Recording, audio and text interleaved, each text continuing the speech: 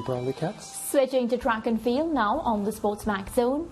The Jamaica Athletics Administrative Association, JAAA, says it would be willing to lobby for Elaine Thompson-Herah's wind-legal 10.54 seconds run done in Eugene, Oregon last year to be recognized as the world record for the women's 100 meters. The official world record, 10.49 seconds, set by the late American star Florence Griffith Joyner in 1988, is one of the most controversial milestones in track and field history. President of the JAAA, Scott Gale, spoke to the Jamaica Observer newspaper about Thompson-Herah's claim to be the true fastest woman of all time. Scott Gale says, "I believe Elaine Thompson-Herah's performance should be recognized as a world record. It is worthy of recognition. It was done in the highest of international competition, and by such, there is a bona fide argument that her efforts are worthy of admission. All the technical areas were covered, such as wind reading, and the authenticity of the track is not in question. We would definitely be prepared to do some lobbying on her behalf." Our track and field expert, Leighton Levy, joins us now to discuss this matter. Leighton, welcome. Hi, Mario. How are you doing? I'm doing fine. I want you to start by talking to us about JAA's President, Scott Gale, and what he's saying. Does he have a point? Does he have an argument? Yes, it does, but it's very difficult for them to overturn that record now, and there are many reasons for that. The first one is the statute that prevents the track and, well, at the time when the record was established, there was a 4-year statute, which meant that you couldn't look back beyond 4 years for any changes to be made to anything that happened on the track or in the field during that period. That has subsequently been extended to 8 years. Now, the thing is, back then when Flojo set the record, there were many questions about the legality of the wind readings of that. And of course, the IAAF, in their own report that was published in 1995, which was, 7 years later by Dr. Nicholas Lithorn, was contracted by the IAAF to investigate, research, and then put together a 62-page report that came to the conclusion that the record should not have been ratified at 1049. In fact, he suggests within that report that the 1061 that she ran in the final at the U.S. trials in 1988 should have been the world record. The other thing is that, as you mentioned, the statute before, but even before that, the issue of statutes became an issue. Norma Thorne, I think her name was, a British hurdler who trained with Flojo, reported publicly that she was informed by a nurse at a nearby hospital where they trained, who acknowledged to her that Florence Griffith Joyner would visit the hospital regularly for treatments, and including anabolic steroids. The thing about it is that during that period, if you remember, well, you would remember, Maria, because you probably weren't born yet, Dr. Wade Exum had exposed several U.S. athletes who had tested positive at the U.S. trials, including Carl Lewis, who were allowed to compete at the Seoul Olympics. So there's a lot of controversy over that year, Indianapolis in 1988. And of course, but the thing about it is that the statute on one end prevents them from questioning that. And of course, as Lord Coe mentioned in that report that the Observer carried earlier this week, when the possibility of taking this to CAS, one of the main arguments would be, why now? I mean, why wait 30 odd years to try to remove a record that they themselves ratified 34 years ago? And Leighton, with all these different points that, coming to the forefront, it would be difficult to erase this record. Wouldn't it be sweeter if Elaine Thompson-Herah just got it done on the track? Easier said than done, Maria. I mean, look, what Flojo did back in 1988 nobody has even come close. I mean, what Elaine did last year in running 1054 is the closest anyone has ever come to that. Before that, it was 1064 from Carmelita Jetta. And of course, just last season, Chedian Fraser Price 1060 and Elaine Thompson 1064. So it's taken women over 30 years to get that close to the record. It's to get to 1049 everything would have to be perfect, including the conditions, including the race execution of whoever breaks it, whether it's Elaine or whether it's somebody else. It would have to be like the perfect culmination of every single factor for that record to be broken.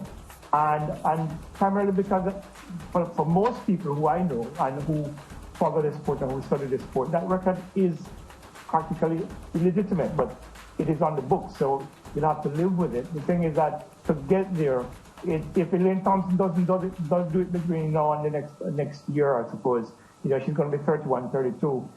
The reality is that record might stand for another 10 years, possibly even longer. I mean, that record is a fallacy for track and field in my mind.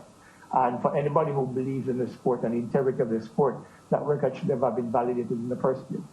Yeah, Leighton, back in 2017, the European Athletics Council produced a very detailed report and some lengthy meetings they had calling for a reform of, anti-doping rules and so on.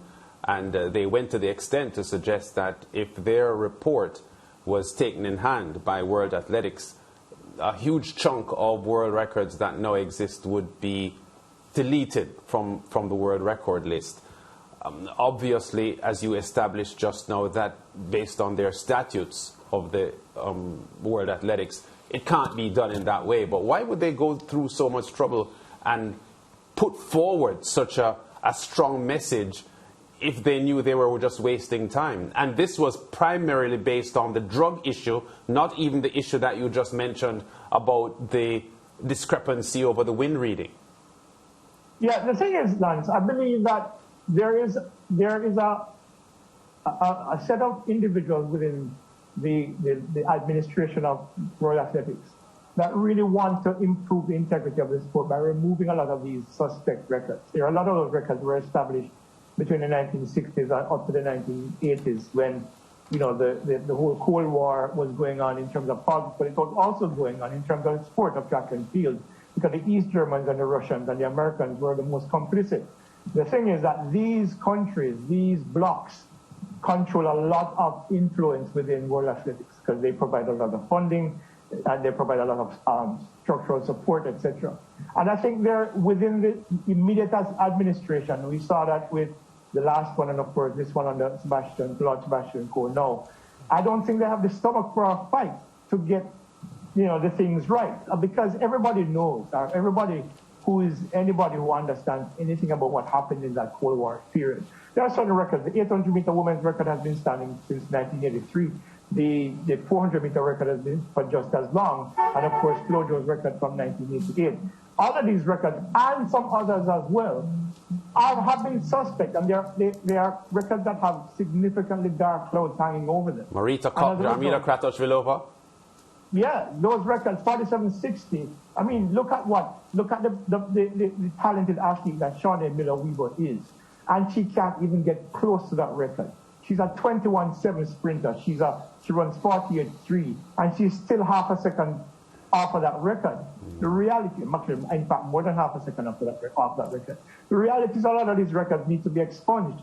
But is there a will within World Athletics to do it? I don't think so. Is there, Leighton, any significance to the timing of Garth Gale's pronouncements coming just weeks after being in the company of one Lord Sebastian Coe, who had been in Kingston for the Carifta Games last month? I think maybe, because, it would be an opportunity, because you would have heard the conversations coming out of Oregon last year when Elaine Thompson ran 10:54. The first thing that the commentators said was, in the minds of many within the sport, this is the legitimate world record.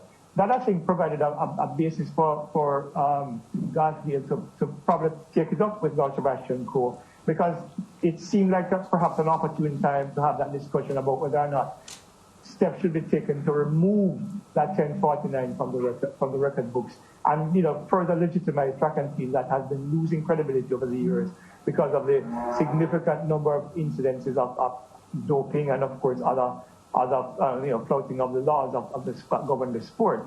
So I think it was probably a great opportunity, Lord Coe coming to the Caribbean for the Caribbean Games, to take up the issue with him to see how far they could get with it. And I think it's a credible effort, whether or not, Lord Coe did pour cold water on it immediately, talking about legal matters which would be difficult to overcome. And he's right in that regard, because as I mentioned before, why no? Why 30 years later? Why didn't they challenge it then, especially after 95, when their own report threw cold water on that record? Leighton, thank you so much. We always appreciate your insights here on the SportsMax Zone. We'll connect again soon. Take it easy, guys. Thanks again, Leighton Levy there, our senior writer at sportsmax.tv. We take a quick commercial break and we'll be right back.